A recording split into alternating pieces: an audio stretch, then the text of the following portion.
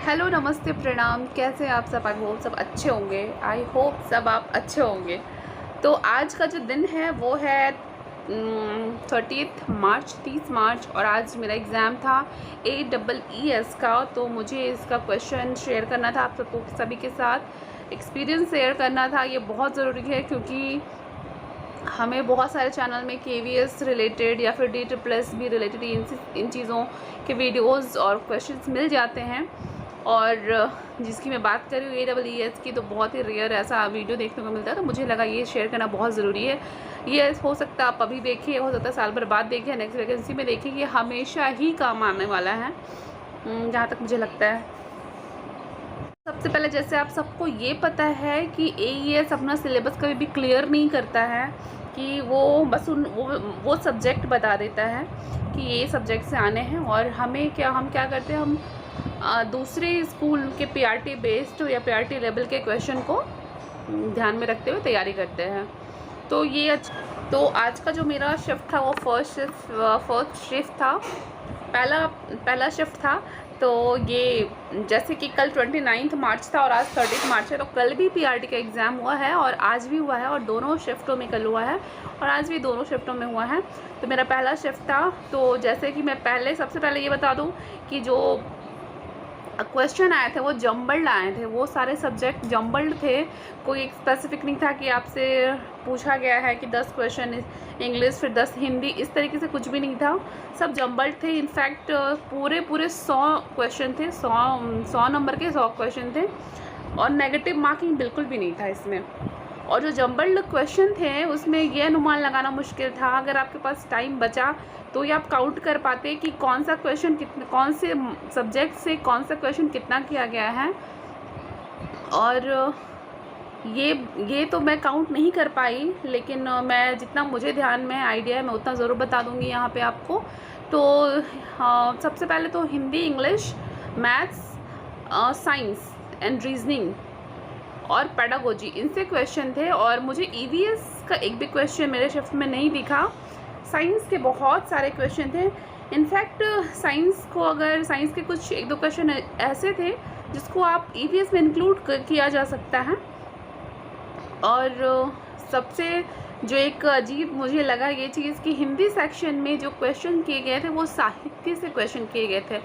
मुझे लगता है हिंदी में 10 या 12 क्वेश्चन किए होंगे, 12 नहीं, मेरे ख्याल से 10 राउंड फिगर में क्वेश्चन किए गए होंगे, जिसमें से 6 से 7 क्वेश्चन जो थे वो सिर्फ और सिर्फ साहित्य के ही थे। और PRT लेवल में हम साहित्य नहीं पढ़ते हैं, सबको पता है कि तो PGT लेवल या TGT में भी थोड़ा बहुत काम आता है। और साहित्य के बहुत सारे 5 से 6 क्वेश्चन साहित्य के किए गए थे। फिर संयुक्ताक्षर के बारे में पूछा गया था, जैसे त्र गया और क्ष, ये पूछा गया था कि ये क्या है। तो ये संयुक्ताक्षर है, ये बताया गया। और इंग्लिश में बहुत सारे, इंग्लिश में एंटोनिम सिनोनिम तो मस्ट है, और इंग्लिश में फ्रेजेस पूछे गए थे। और हाँ, एरर सेंटेंसेस पूछे गए थे। कुल मिलाकर सब कुछ ठीक लगा मुझे। लेकिन PRT में जो हिंदी का जो लेवल था वो मुझे थोड़ा हाई लगा। वो उनको साहित्य से क्वेश्चन नहीं करना चाहिए था। अलंकार से एक क्वेश्चन सिर्फ था, ना संधि विच्छेद आया, ना ही समास आया, विलोम शब्द नहीं, पर्यायवाची शब्द नहीं, सब कुछ भी नहीं था। सिर्फ यही अलंकार के सिर्फ एक क्वेश्चन थे, और 6 से 7 क्वेश्चन सिर्फ साहित्य के थे। और संयुक्ताक्षर के बारे में जो मैंने आपको बताया वो था, और एक दो क्वेश्चन और थे। यहाँ पे मेरे पास कुछ रफ पेपर जो मिलता है मैं वो ले करके आई हूँ। उन्होंने जमा नहीं लिया, उन्होंने एडमिट कार्ड जमा ले लिया था। तो मैं यहाँ पे कुछ क्वेश्चन लिख के लाई हूँ। जैसे कि पेडागोजी का एक क्वेश्चन है, RTE 2009 किस आर्टिकल पे बेस्ड है। फिर साइंस ऑफ प्लांट, अच्छा क्वेश्चन था, the science of plant life and plant nutrition is, मतलब plant life and plant nutrition की साइंस को क्या कहते हैं। तो उसके क्वेश्चन भी बड़े अच्छे थे। एर्नोमोबायोलॉजी करके मैंने इसमें ऑप्शन टिक किया। ये मुझे प्रॉपर पता नहीं है, बट मैंने अपना सेंस लाइक किया, पता नहीं कितना सही होगा कितना गलत होगा। एक फ्रेज़ था जो मैं अच्छे से लिख के लाई हूँ, वो है फॉल इन विद, फ्रेज़ है फॉल इन विद। ऑप्शन में बता देती हूँ आपको। पहला ऑप्शन है अग्री विद, दूसरा ऑप्शन है to have recourse to, second option third है recede, recede, and third option है ट्रैप, एंड फोर्थ ऑप्शन है ट्रैप। और एक क्वेश्चन है during the process of acceleration the rights move, ये साइंस का क्वेश्चन है। तो मैंने इसको आंसर किया था, इसके ऑप्शन थे down and outwards, down and upwards, down and inwards, up and outwards and up and inwards, ऐसे थे इसके ऑप्शन। तो मैंने डाउन एंड आउटवर्ड्स किया है, पता नहीं मुझे सही है गलत है ये, मुझे थोड़ा बहुत हस्बैंड से भी थोड़ा सा चेक करवाना है कुछ क्वेश्चंस, इसलिए मुझे ये सारे कुछ ज़रूरी लगे तो मैं 4-5 क्वेश्चन लिख के आ गई थी। और जैसा मैंने आपको हिंदी का शेयर कर ही दिया है, और इंग्लिश में जो मैंने सेंटेंस एरर बताया गया था और मैंने ऑलमोस्ट बता दिए। साइंस के इतने सारे क्वेश्चन थे कि सबको याद रखना मेरे लिए पॉसिबल नहीं है, क्योंकि साइंस मेरा बहुत अच्छा था भी नहीं, बहुत स्ट्रॉन्ग है भी नहीं। साइंस के मुझे लगता है 25 क्वेश्चन तो आए होंगे, 20 से 25 क्वेश्चन साइंस के आएंगे, इंक्लूडिंग ईवीएस। अगर सही साइंस का कुछ पार्ट ईवीएस में भी मिक्स हो जाता है ना, तो इस तरीके से। एंड बहुत अच्छी बात ये थी कि 2.5 घंटे का समय था और समय सफिशिएंट मिलता है।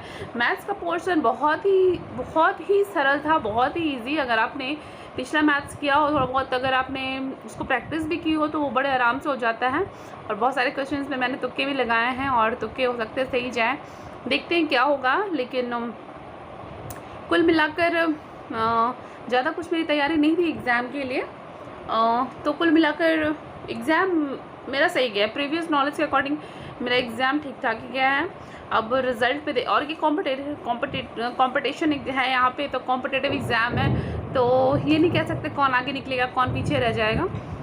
और हाँ, कैंडिडेट्स थोड़े कम थे सेंटर में, मैंने देखा कैंडिडेट्स कम थे।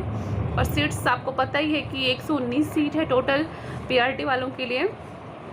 तो आई होप आप सबको ये वीडियो थोड़ा बहुत गाइड की होगी। अगर आपको कोई भी क्वेश्चन या कोई भी ऐसा डाउट हो तो कमेंट सेक्शन में ज़रूर पूछें, ज़रूर बताएं मुझे, क्या मेरे से कुछ मिस हो गया तो सजेशन ज़रूर दें।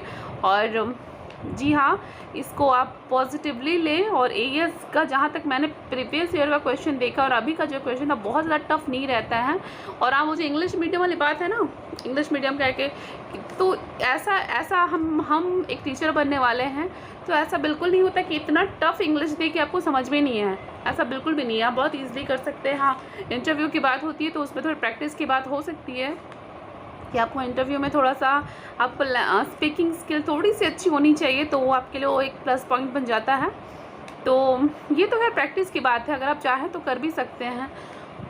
हाँ, तो आई होप ये वीडियो आपके लिए यूज़फुल रहा होगा, और ऐसे ही जुड़े रहे मेरे साथ। चैनल को सब्सक्राइब ज़रूर कर ले, मैं और भी इन्फॉर्मेटिव वीडियोज़ लाती रहूँगी इस तरह से टीचिंग एग्ज़ाम रिलेटेड, क्योंकि अभी तो एग्ज़ाम्स आ नहीं रहे। ज़ाहिर है कि जब एग्ज़ाम्स आएंगे उनकी तैयारियां होंगी तब इसके वीडियोस ज़्यादा मिलेंगे।